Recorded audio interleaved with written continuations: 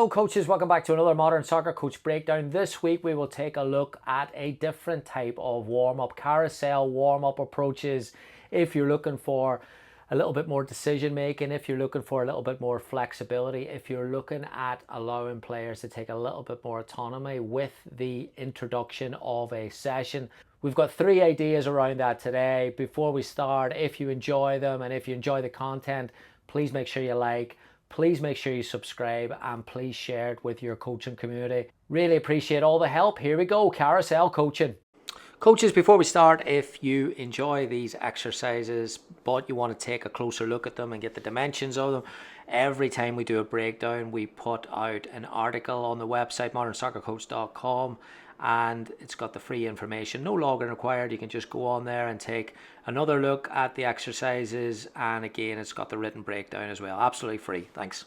So the carousel format is where instead of everyone is doing the same thing, instead you set up a variety of different stations and players spend a few minutes at each one and then rotate around. So these can be stations that are technical, or these can be stations that are games, and that's what we're going to look at today. So the first one we're going to look at is a variation of technical practice of passing. So in this case here, you've got 3 setups.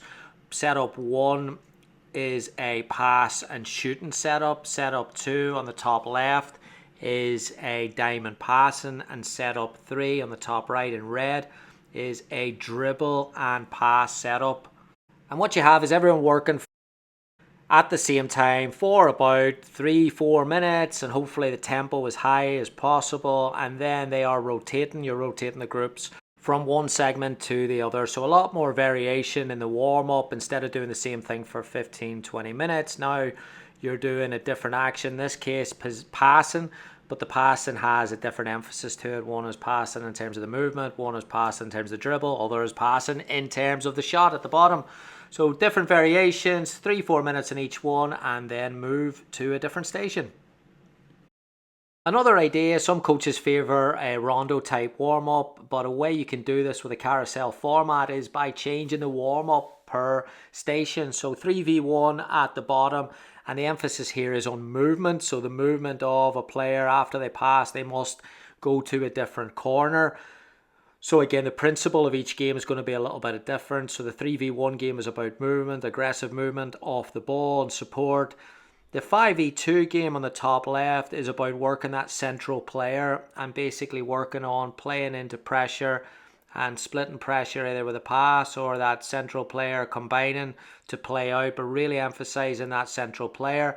And then the third game, 6v3 game, is about rotation. So more about as the ball moves, you're looking at different principles around one player moves into a space, the other player moves out of space. You can do that with a high overload. So again, all 3 games moving at the same time gives you that variation of 3-4 minutes and then switch roles. Again, the coach can manage the numbers, they can manage the sizes, they can manage the times, but it gives the player a little bit more autonomy with that decision without the coach directly coaching each game. And then the third format is more of a game-based setup. So in this one here, you've got 3 different games.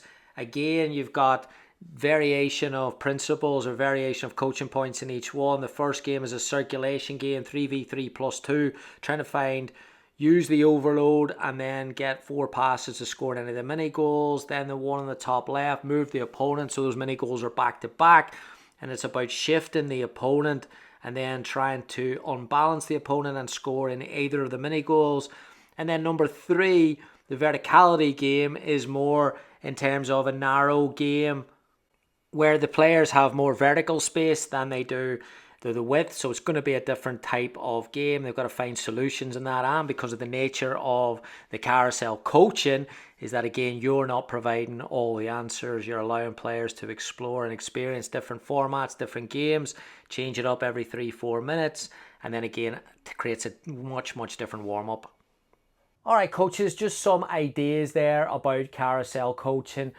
There is a fair bit of organization for a coach to start this here, and there is a lot of variables in terms of how many players move to A, B, C, and managing that there. But I really believe that offset with a huge amount of benefits for players to have a little bit more autonomy, have a little bit more freedom and flexibility, and experience different types of technique or different types of decisions or different types of games inside the session. So I would definitely recommend that coaches look at it. It doesn't have to be too complicated with the approach. You can do something really simple.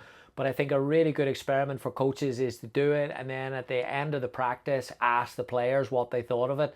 And I think if you start to do that as well as a coach, you start to allow them to kind of set the tone for the training themselves rather than relying on the coach to be the driver of energy, information, feedback, everything. Maybe the players, giving the players that little bit of autonomy early might change the direction of the session and might help drive more engagement and richer conversations throughout the session. So if you do it, if you enjoy it, please let me know how it goes. I really appreciate the support. Please like, please subscribe, please make sure you share it with your community. Thanks so much. See you next week. Goodbye.